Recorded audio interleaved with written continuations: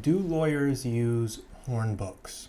Now, if you are a law student or a lawyer yourself, or maybe you're even an undergraduate, you've probably heard of a hornbook. So they're these nice looking books, and there's one on almost every subject of the law.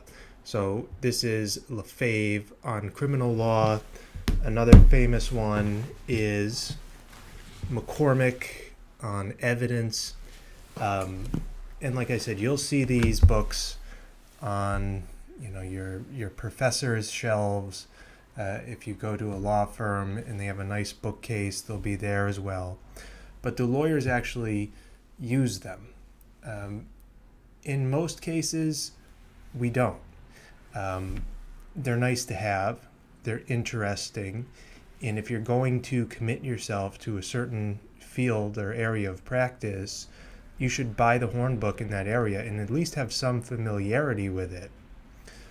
But you will almost never cite to one of these in your pleadings or in your motions.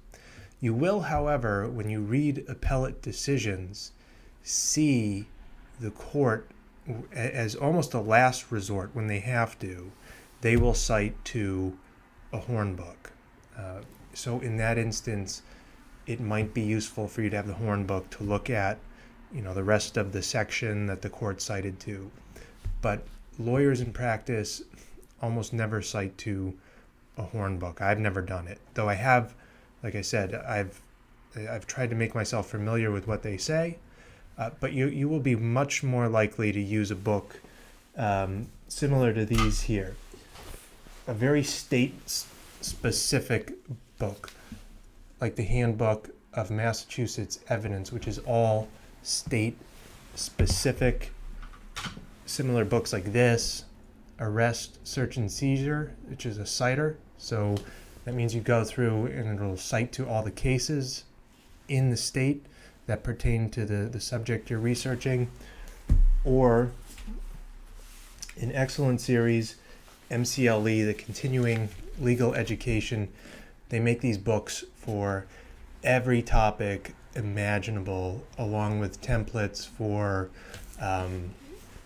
motions and pleadings. So you have not just the state-specific law, but you have, like I said, model motions, model pleadings that you could use to help argue your case.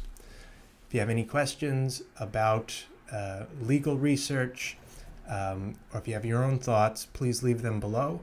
And if you have questions, send me an email.